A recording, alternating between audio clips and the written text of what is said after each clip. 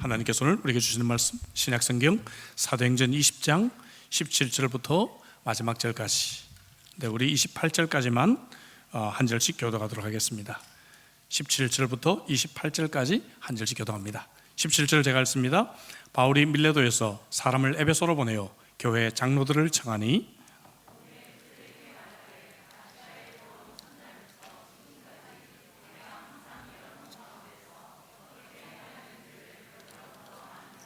곧 모든 겸손과 눈물이며 유대인의 간계로 말미암아 당한 시험을 참고 주를 섬긴 것과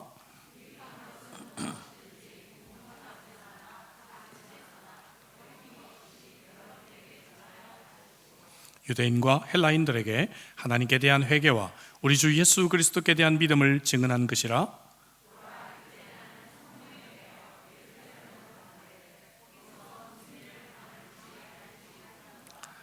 오직 성령이 각성해서 내게 증언하여 결박과 환난이 나를 기다린다 하나니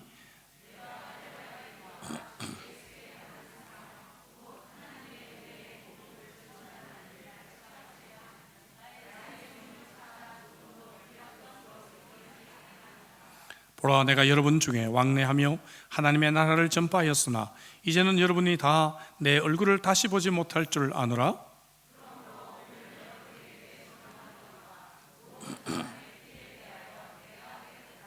이는 내가 끓이지 않고 하나님의 뜻을 다 여러분에게 전하였음이라. 여러분은 자기를 위하여 또는 온 양떼를 위하여 삼가라. 성령이 그들 가운데 여러분을 감독자로 삼고 하나님이 자기 피로 사신 교회를 보살피게 하셨느니라. 아멘. 한 주간도 여러분 승리하신 줄로 믿습니다. 옆에 있는 분들, 또 온라인으로 함께 예배 동참하신 하나님의 백성들 함께 인사하도록 하겠습니다. 사랑하고 축복합니다.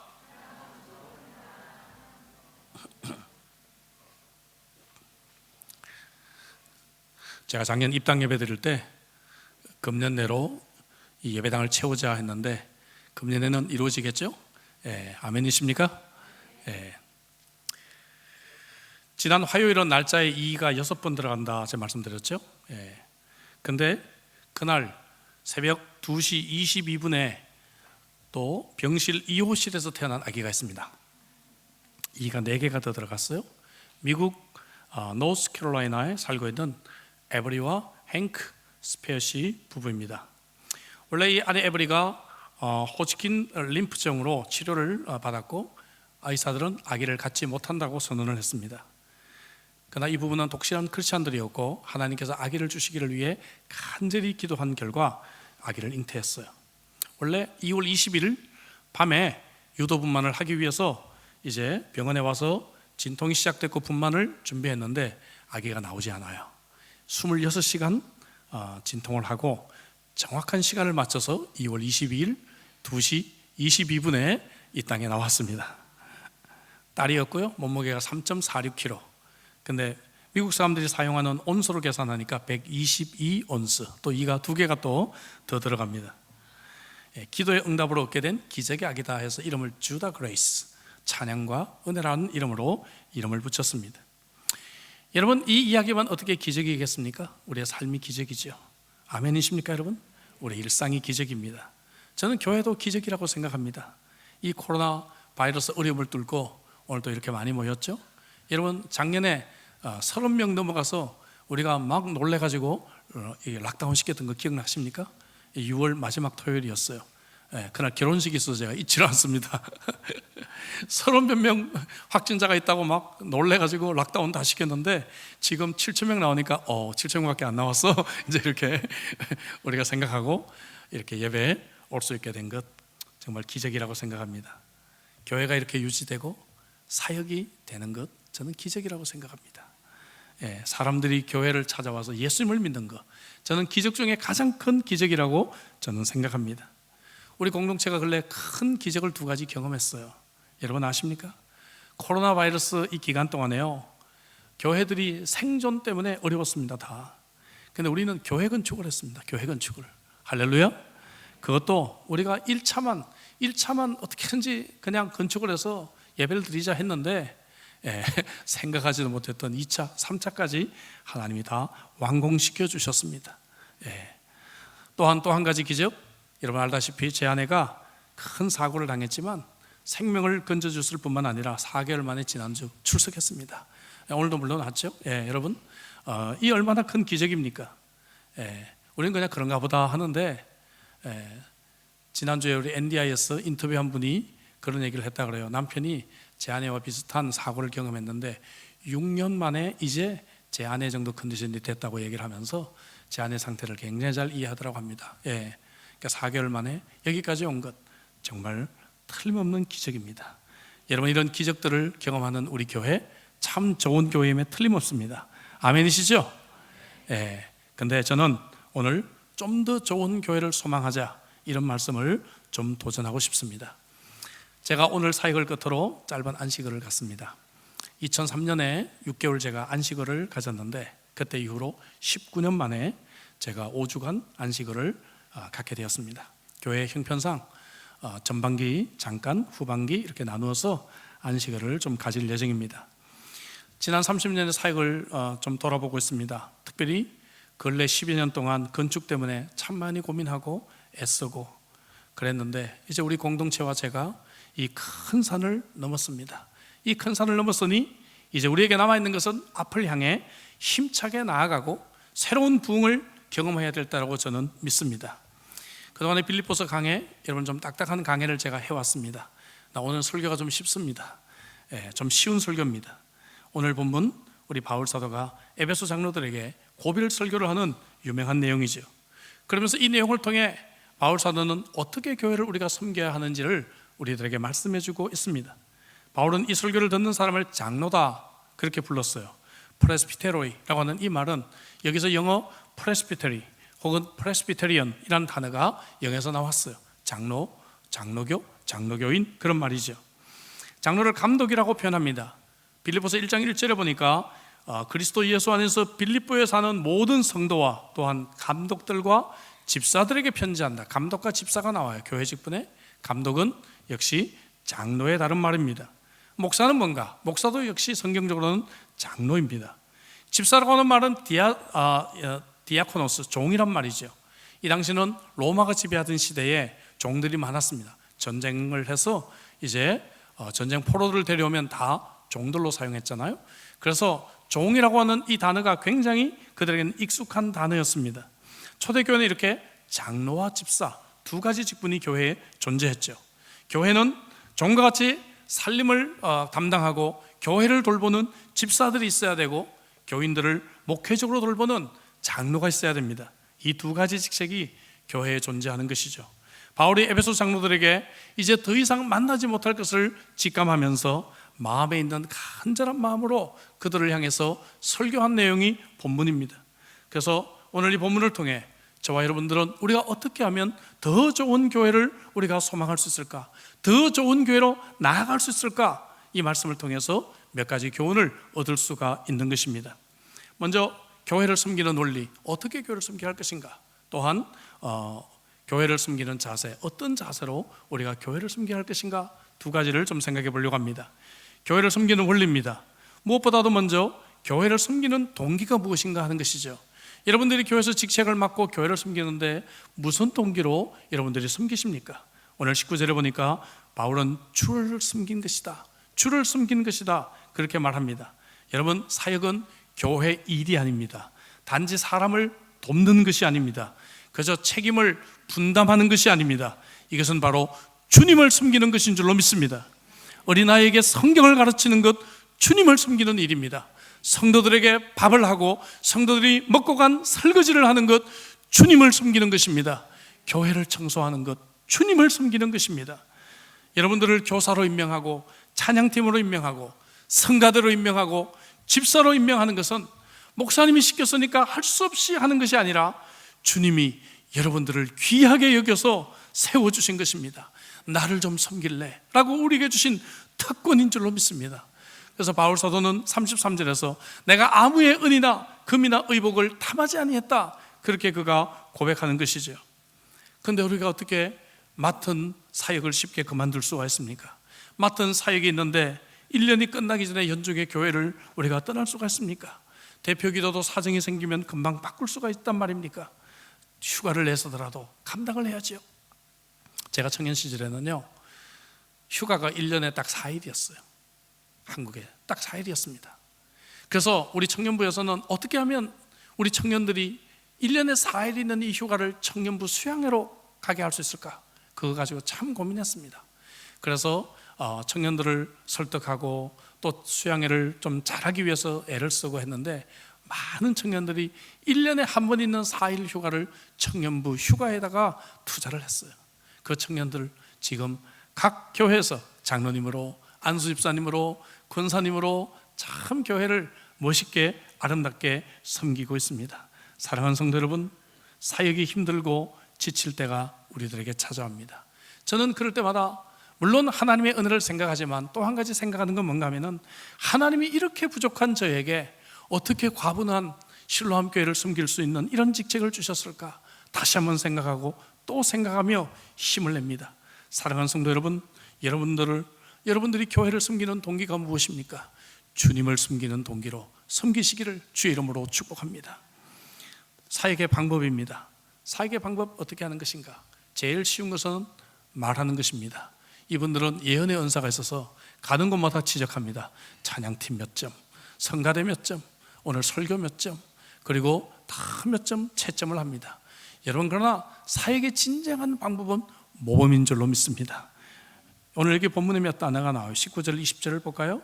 모든 겸손과 눈물이며 또 참고 주를 섬긴 것과 이런 것들이 나오죠. 겸손, 눈물, 인내, 섬김, 나눔.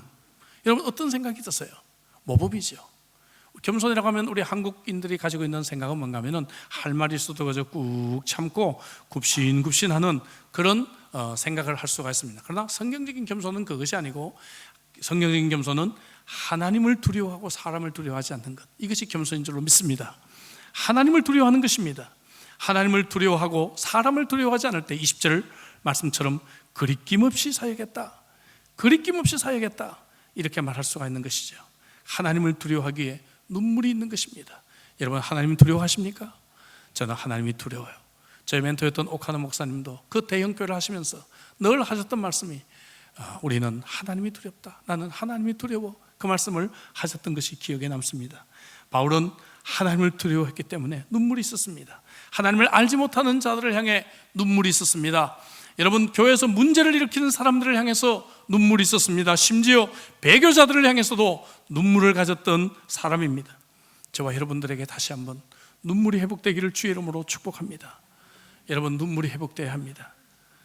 그저께 제가 우크라이나 전쟁 뉴스를 보는데 갑자기 제 자신에 대해서 깜짝 놀랐어요. 왜 눈물이 안 나지 않지? 왜 눈물이 나지 않지? 이제 이런 거 많이 보다 보니까 익숙해졌나 봐요. 그죠? 우리 속에 눈물이 말라져 버린 그런 참으로 연약한 모습을 발견하게 됩니다. 저와 여러분들에게 다시 한번 눈물이 있기를 주의 이름으로 축복합니다. 그래서 이기심과 탐심을 주의하라, 그런 말씀이 나오죠. 33절에 내가 아무의 은이나 금이나 의복을 탐하지 아니하였고 모범으로 사역해야 되니까, 모범으로 사역해야 되니까. 34절 35절에 여러분이 아는 바와 같이 나와 내 동행들이 쓰는 것을 충당했다. 여러분들에게 모범을 보여준 것 같이 수고하여 약한 자들을 도왔다. 바울 사도의 고백입니다. 여러분들도 아십니다. 자신 있으니까 이렇게 말하겠죠. 여러분들도 아시지 않습니까? 제가 여러분들에게 본이 되지 않았습니까? 이런 표현을 합니다. 이러한 모범은 그가 전한 복음의 메시지를 더욱 진실하게 했고, 많은 제자들이 바울처럼 헌신하는 그러한 열매를 맺게 되었습니다. 여러분, 자녀교육도 모범을 통해서 이루어집니다. 그렇지 않습니까? 예, 자녀들이 부모의 말이 아니라 부모의 삶의 모습을 보고 자녀들이 배우고 자라게 되는 것입니다. 사역도 모범을 통해서 이루어지는 것입니다. 목사가 앞에서 설교를 하지만 많은 성도들은 누가 이 말씀을 가지고 실제로 삶의 실천에서 저렇게 살아가는지를 주목합니다. 그래서 교회에 교육자가 필요하고 장로가 필요하고 권사가 필요하고 안수집사와 같은 교회 리더들이 필요한 것입니다. 이들이 교회에 어떤 일을 많이 하고 사역을 많이 하는 것보다 저들이 하나님의 말씀을 가지고 모범적으로 살아갈 때 여러분, 많은 성도들이 신앙생활은 이렇게 하는 것이다, 그들이 배우게 되는 것이죠. 이 자리에는 저와 여러분들이 예배의 모범이 되시기를 주의 이름으로 축복합니다. 모이기에 힘쓰는데 모범이 되시기를 바랍니다. 기도의 모범이 되시기를 바랍니다. 말씀을 사랑하는 데 모범이 되시기를 바랍니다. 헌금의 모범이 되시고 봉사의 모범이 되시기를 주 이름으로 축복합니다. 사역의 도구입니다. 무엇을 가지고 사역하는가? 24절에 보니까 은혜의 복음이다. 내가 달려갈 길과 주 예수께 받은 사명, 곧 하나님의 은혜의 복음을 증언하는 일을 마치려 하면은 내 생명도 조금도 귀한 것으로 여기지 않는다 말씀하고 있죠. 여러분, 죄인들에게 회개하고 예수 그리스도를 믿으라고 하는 이 은혜의 복음, 이것이 바로 바울 사도의 사역의 도구였고 우리 교회의 사역의 도구인 줄로 믿습니다. 우리 교회는 복음을 강조합니다. 누구든지 오면 복음 제시를 합니다. 새가족반을 통해서 복음을 또한 설명합니다. 새생명 축제를 1년 중에 가장 중요한 교회 사역으로 생각합니다. 정기적으로 복음 설교를 합니다. 저희 교회를 통해서 예수 그리스도를 인격적으로 만나고 믿은 분들이 참 많이 있습니다. 32절에 바울은 에베소 장로들을 마지막에 무엇을 부탁하고 있습니까? 내가 지금 여러분을 주와 그 은혜의 말씀에 부탁한다. 은혜의 말씀에 부탁한다. 은혜의 복음만이 우리를 든든하게 세워줄 줄로 믿습니다. 저는 은혜의 복음으로 우리 교회가 더욱더 좋은 교회로, 건강한 교회로 세워지기를 주의 이름으로 축복합니다. 우리가 사역을 하다 지치는 이유도 이 은혜의 복음을 잊기 때문입니다. 은혜의 복음이 병든 영혼을 살릴 수가 있고 지친 성도들을 다시 회복시킬 수가 있습니다. 은혜의 복음만이 살 길입니다. 복음의 은혜를 날마다 회복하는 주의 백성들이 되시기를 주의 이름으로 축복합니다. 자, 그럼 우리가 어떤 자세로 교회를 섬겨야 하는가? 교회를 섬기는 자세입니다. 먼저 목표를 향해 달려가는 경주자로 오늘 본문이 표현됩니다. 빌립보서 강의를 하면서 이 부분을 여러분들하고 함께 나눴습니다. 24절 볼까요? 내가 달려갈 길과 주 예수께 받은 사명, 곧 하나님의 은혜의 복음을 증언하는 일을 마치려 하면은 나의 생명조차 조금도 귀한 것으로 여기지 않는다. 내가 달려갈 길이 있다라고 고백하는 것이죠. 달리기 선수들 목표점을 향해서 최선을 다해 달려갑니다. 동계올림픽 보시면 쇼트트랙 선수들이 마지막 골인 지점을 향해 있는 힘을 다해서 달려가다가 스케이트 하나를 내밀면서 여러분 피니시를 하게 되죠. 한눈 팔지 않습니다. 이 레이스와 상관없는 것들은 아무리 좋은 것이라도 여러분 방해물에 불과할 뿐이죠. 이 레이스가 끝나고 나면 시상대에서 우리는 상을 받게 될 것입니다. 사랑하는 성도 여러분, 이런 자세로 달려가시기를 주 이름으로 축복합니다. 제가 제 안에 기도 제목을 업데이트하면서 함께 달려줬던 분이라는 표현을 했습니다. 이 길은 달려가는 길이었거든요. 힘든 길이었거든요. 음식을 해주시고 기도해 주시고 또 그리고 사랑의 메시지를 보내주신 분들, 저들과 함께 이 어려운 마라톤을 달려와서 4개월 동안 여기까지 오게 되었던 것이죠. 마찬가지로 교회를 숨기는 것도 달려가는 것입니다. 여러분, 함께 달려가시기를 주의 이름으로 축복합니다. 우리가 은혜 받았던 빌립보서 3장 12절 14절 말씀, 내가 이미 얻었다 함도 아니요 온전히 이루었다 함도 아니라 오직 내가 그리스도께 잡힌 바 된 그것을 잡으려고 달려가노라. 내가 이미 잡은 것으로 여기지 아니하고 오직 한 일, 즉 뒤에 있는 것은 잊어버리고 앞에 있는 것을 잡으려고 표대를 향하여 그리스도 예수 안에서 하나님이 위에서 부르신 부름의 상을 위하여 달려간다 고백하고 있습니다. 여러분, 이런 은혜가 있기를 주의 이름으로 축복합니다. 여러분, 이렇게 달려가는 인생 되십시오. 달려가는 사역이 되십시오. 디모데후서 4장 7절 8절, 나는 선한 싸움을 싸우고 나의 달려갈 길을 마치고 믿음을 지켰으니 이제 후로는 나를 위하여 의의 면류관이 예비되었으므로 달려갈 길을 마쳤다. 여러분, 우리 인생의 마지막 부분이 다가올 때도 바울 사도처럼 내가 달려갈 길을 마쳤다, 이렇게 자신 있게 고백할 수 있는 인생 되시기를 주의 이름으로 축복합니다. 우리 실로 함께해서 주님이 주신 사역, 내가 최선을 다해 달려왔습니다, 그렇게 고백하시기를 바랍니다. 이런 자들에게 면류관 스테파노스, 여러분 올림픽 참으로 메달리스트에게 주는 그 며칠 뒤에 썩어가는 그런 면류관이 아니라 영원히 여러분 썩지 않는 그 면류관 스테파노스, 이것이 우리들에게 기다리고 있습니다. 작년 한 해 여러분 수고하셨죠? 금년 한 해 사역 또 세팅이 되었습니다. 여러분 이제 함께 또 달려야 합니다. 우리를 부르시는 그날까지 면류관을 바라보며 함께 달리시는 주의 백성들이 되시기를 주의 이름으로 축복합니다. 옆에 있는 분들과 함께 인사하십시다. 함께 달립시다. 두 번째로 우리는 복음의 청지기와 같은 자세로 교회를 섬겨야 합니다. 21절에 바울이 전한 것은 하나님께 대한 회개와 우리 주 예수 그리스도에 대한 믿음, 이렇게 정확하게 표현하고 있죠. 그는 복음을 맡았고 이것을 전달한 청직이었다는 것입니다. 24절 25절에서도 하나님의 은혜의 복음을 증언하는 이를 위해 생명을 아끼지 않았다. 25절에는 왕래하면서 하나님의 나라를 전파했다. 증언이라고 하는 것은 자신의 경험을 말하는 것이 아니고, 전파라고 하는 것은 왕의 사자로서 왕의 메시지들을 전달하는 종입니다. 그는 이렇게 청지기로서 복음을 위해 심부름을 했고 최선을 다했다고 고백합니다. 물론 말씀을 봉사하는 자들이 더 새겨들어야 할 메시지겠죠. 설교자는 물론 교사, 순장들, 청지기와 같은 자세로 섬기기를 주의 이름으로 축복합니다. 우리는 주인이 아닙니다. 청지기라는 것을 잊지 말아야 합니다. 저도 늘 우리 실로암교회를 청지기로 섬기고 있다는 생각을 하고 있습니다. 하나님이 언젠가 부르실 때 언제든지 이 실로암교회를 하나님께서 귀한 사역자에게 맡겨주시라고 저는 믿습니다. 하나님의 뜻보다는 내 마음대로 사역한단 말이죠. 주님의 교회이고 주님의 사역입니다. 주님보다 앞서지 않기를 주의 이름으로 축복합니다. 일주일 동안 세상 일에 바빠서 한 번 기도하지 못하고, 한 번 말씀 제대로 보지 못하고, 한 번 교회를 위해서 고민해보지 못하고, 주일날 교회에 와서 이래라 저래라 말로 사역하지 않기를 여러분들에게 부탁드립니다.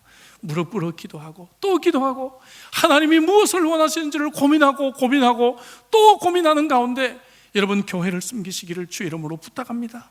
주님의 생각보다 우리 생각이 앞서지 않아야 합니다. 우리는 종입니다. 고린도전서 4장 2절에 맡은 자들에게 구할 것은 충성이다 말하고 있습니다. 우리는 복음을 위해서 얼마나 충성하고 있습니까? 저와 여러분들이 스스로 인생의 주인이고 물질의 주인이고 시간의 주인이지 않습니까? 엄마가 잠시 집을 비우게 되면 엄마가 그동안 했던 일이 무엇인지를 드디어 식구들이 알게 돼요. 그렇죠? 예. 그 응답하라 1988인가 뭐 보니까 그런 거 나오잖아요. 예. 예.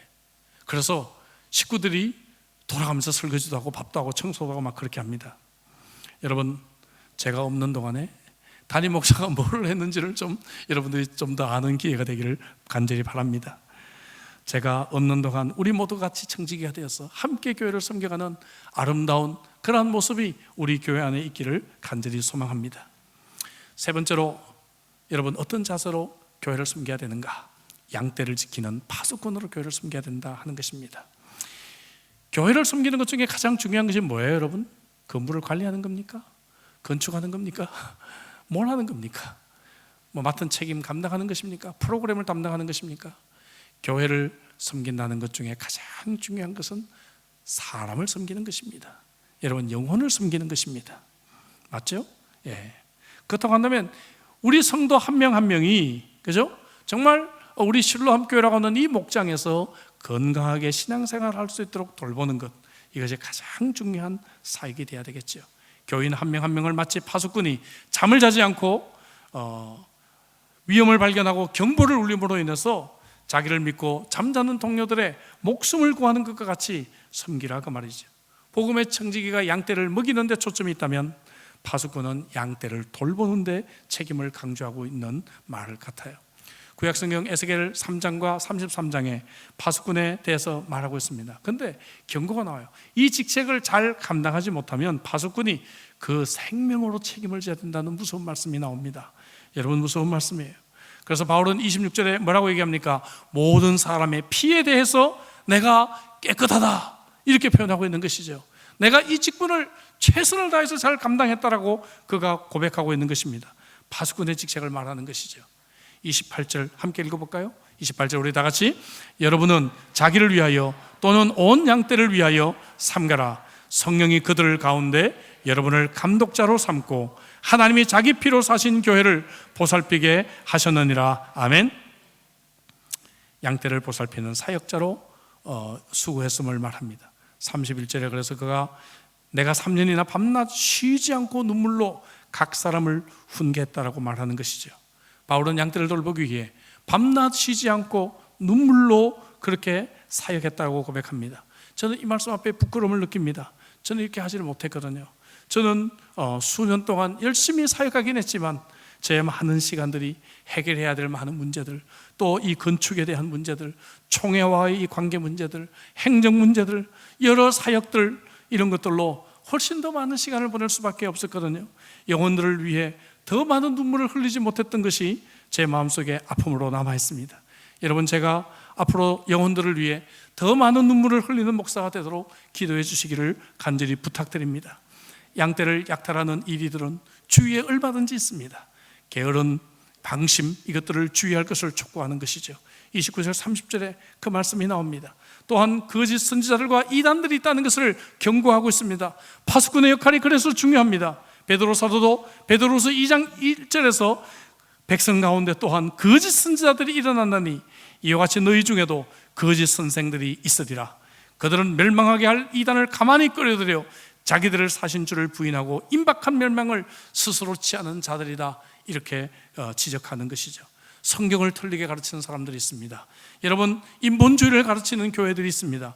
부도덕한 삶으로 우리를 인도하는 이단들이 있습니다. 거짓 선생들을 주의할 것을 경고합니다. 교회에 거짓된 소문들을 퍼뜨려서 시험 들게 하고 상처받게 하고 교회를 떠나서 영혼들이 방황하게 하는 그러한 거짓 선생들이 얼마든지 있습니다. 우리는 건축을 하면서 얼마든지 그러한 상황들을 보아왔습니다. 여러분들이 유튜브를 통해서 지금 좋은 설교, 성경 강의를 들을 수 있는 것은 은혜라고 생각합니다. 저는 무척이나 기쁩니다. 그러나 여러분 모두 좋은 것은 아닙니다. 가장 중요한 바른 신앙생활은 먼저 본교회에 충성하시기 바랍니다. 본교회 예배, 본교회 말씀, 본교회 훈련에 먼저 우선순위를 가지시기 바랍니다. 이번에 코로나 바이러스가 계속되면서, 이 시기가 계속되면서 어떤 교회, 다른 교회입니다. 다른 교회 항전직이 저한테 그런 고백을 하더라고요. 목사님, 우리 교회 예배 시간에 자꾸만 다른 교회에 접속하게 돼요. 그런 고백을 하시더라고요. 여러분, 내 교회가 어디이고 우리 교회가 어디인지를 여러분 기억하십시오. 본교회 주시는 말씀에 충성하시기를 바랍니다. 그런 뒤에 검증된 설교자들, 신학자들의 설교 강의를 좀 들을 수 있으면 참 좋겠습니다. 그러나 여러분들이 은혜 받았다고 다 좋은 거 아니에요. 여러분, 검증할 필요가 있습니다. 이단이나 비성경적인 내용을 가르치는 방송들이 참 많이 있는 것을 발견하게 됩니다. 그래서 여러분 교육자들에게 물어보십시오. 다 한다고 착각하지 마십시오. 은혜 받았다고 착각하지 마십시오. 좋은 메시지라고 착각하지 마십시오. 교육자들에게 검증을 받아서 안전하고 정말 우리들을 영적 건강에 좋은 방송인지를 구별할 필요가 있습니다. 과거와 달리 목회 환경이 변하고 성도들의 영적 욕구가 최대화되고 있습니다. 1970년대, 80년대는 교회를 개척하기만 하면 여러분 100명 모이는 거 우스웠고 1000명까지 그냥 어느 정도 교회가 부흥을 했습니다. 그 시대에 살았던 우리는 지금 이 시대에 교회를 어떻게 사역해야 할지 고민이 있고 어려움이 있습니다. 지금 이 사회는 여러분 목사 한 명이 성도들 100명을 감당하기도 어려운 시대가 되었습니다. 예전과 같이 그저 15분만 간단하게 대신만 가서 만나줘도 성도들이 감사해하고 주의 종이 왔다라고 참으로 은혜 받으며 1년 영적 생활을 유지할 수 있는 성도들이 지금 몇 명이 있단 말입니까? 여러분, 제대로 된 인격적인 대화, 기도 제목조차 나눌 수가 없었죠. 어떻게 해야 합니까? 어떻게 해야 됩니까? 여러분, 작은 목사들이 뛰어야 되죠. 순장들이 뛰어야 되죠.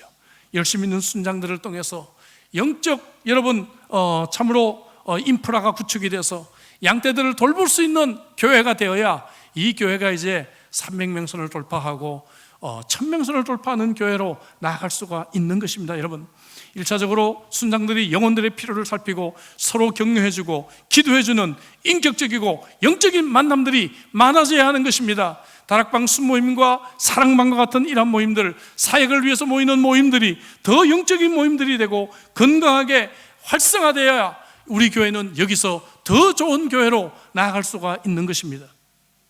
그렇지 않으면 우리 교회는 여기서 더 잘하기가 어렵습니다. 언제까지 여러분 담임 목사를 보고 있겠습니까? 언제까지 제가 앰뷸런스 타고 다니면서 응급 환자들 심폐소생술하며 목회를 해야 합니까? 그런 환자가 생기기 전에 우리 함께 뛰는 평신도 사역자들이, 순장들이, 우리 항존직들이 예방하고 치료하고 평소에 건강하도록 돌볼 수 있는 그런 교회가 될 때 우리 교회는 좋은 교회를 넘어서서 더 좋은 교회로 나아가게 될 것입니다. 사랑하는 성도 여러분, 교회의 능력은 무엇입니까? 건물이 아닙니다. 저는 이민교회 다니면서 건물을 잘 지어놓고 이 건물 자랑하는 교회를 많이 보았습니다. 여러분, 건물이 능력이 아닙니다. 단지 사람이 많이 모이는 것이 능력이 아닙니다. 교회의 능력은 성령인 줄로 믿습니다. 성령의 은혜가 있는 교회가 되어야 됩니다. 성도를 가내는 사랑이 넘치는 교회가 되어야 될 줄로 믿습니다. 이것이 능력입니다.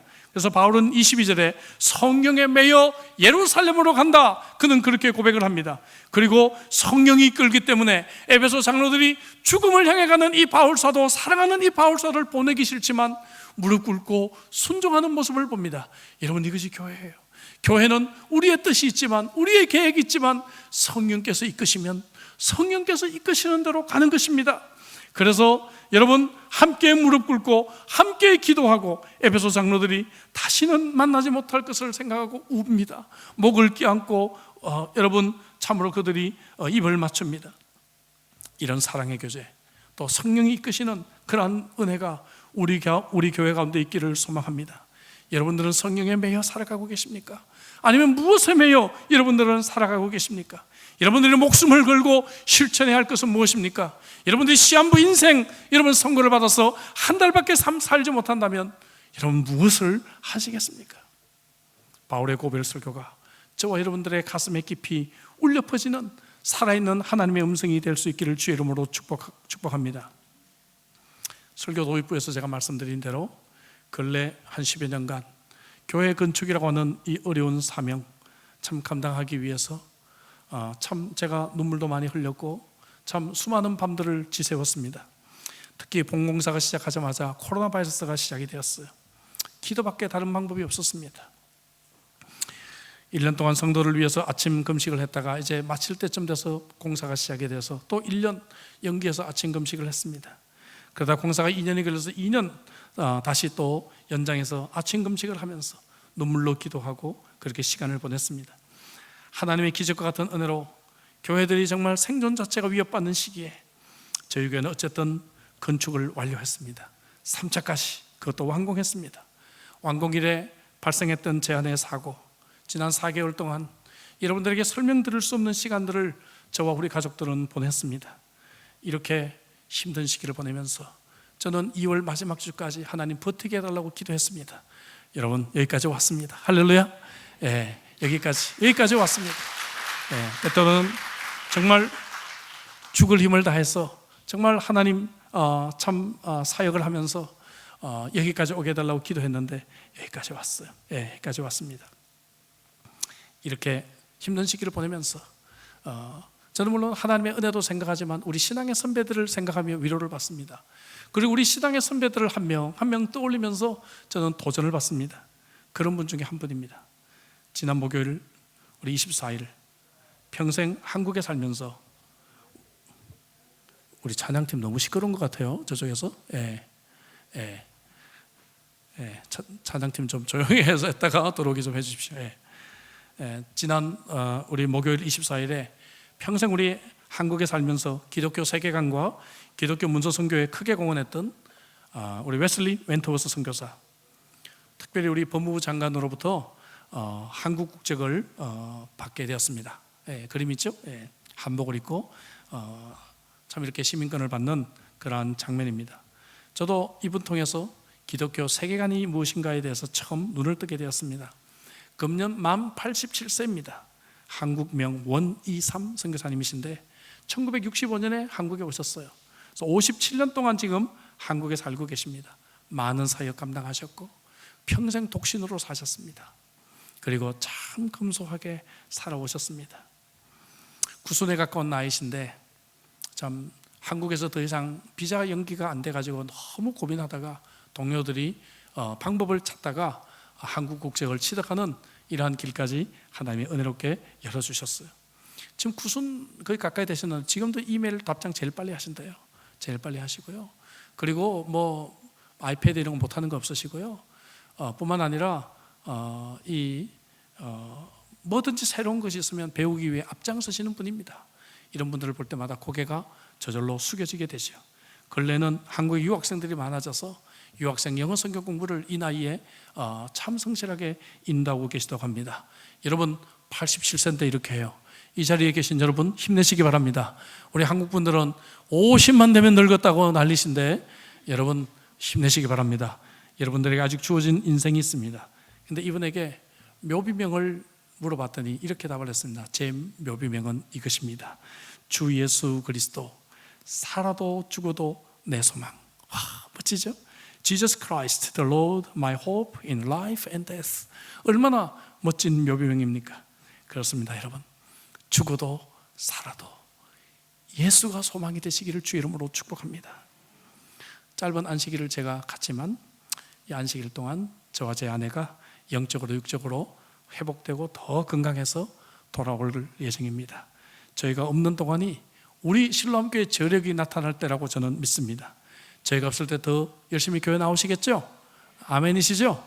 저희가 없을 때 한 걸음 더 여러분들이 사역을 더 하시겠죠? 저희가 없을 때 여러분들이 더 적극적으로 교회를 잘 섬겨주시라고 저는 여러분들을 믿습니다. 여러분, 우리 교회 참 좋은 교회입니다. 하나님의 은혜를 참 많이 받은 교회입니다. 그런데 여기서 더 좋은 교회로 우리가 나아가는 것은 여러분들의 몫이 훨씬 더 큽니다. 저는 여기까지 여러분들을 데려왔지만 앞으로도 여러분들을 인도하겠지만 그러나 여기서 더 좋은 교회를 만들어가는 것은 이 자리에 있는 여러분들의 몫이 훨씬 더 큽니다. 하나님께서 이렇게 우리 교회를 더 좋은 교회로 만들어 주시기를 소망합니다. 기도하십시다. 주신 말씀 가지고 우리 한번 간절하게 기도하도록 하겠습니다. 함께 주신 말씀 우리 함께 가슴에 담고 우리 기도하십시다. 사랑하는 우리 형제자매 여러분들 어떤 동기로 교회 사역을 하고 계십니까? 그저 책임감 때문에 하시나요? 억지로 하시나요? 아니면 체면 때문에 하시나요? 왜 하시나요? 주님을 섬기는 이 감격과 이 감동이 있기를 간절히 소망합니다. 작은 일이지만 이것이 주님을 섬기는 일이라는 마음이 여러분들에게 회복되었으면 좋겠어요. 그리고 정말 하나님이 나에게 주시는 면류관을 향해서 달려가시길 바랍니다. 지금 달리기를 멈추고 계신 분들이 계시지 않습니까? 혹은 달리는데 방해되는 것들에 심취되어 있지는 않습니까? 사랑하는 성도 여러분, 달립시다. 주님이 오시는 그 시간까지 우리 손을 잡고 함께 달려가서 우리 원이삼 선교사님처럼 구순의 나이까지 주님이 부르시는 그 시간까지 우리에게 맡겨진 그 일을 위해서 함께 충성하는 여러분들이 되십시다. 더 좋은 교회를 성도들은 찾아다닙니다. 그러나 더 좋은 교회는 바로 그 성도들이 만들어갈 때 그 성도들에게 주어지는 것입니다. 우리 교회가 더 좋은 교회가 되기를 소망하며 우리 함께 간절한 마음으로 하나님 나를 사용해 주십시오. 함께 우리 기도하겠습니다. 기도하시겠습니다.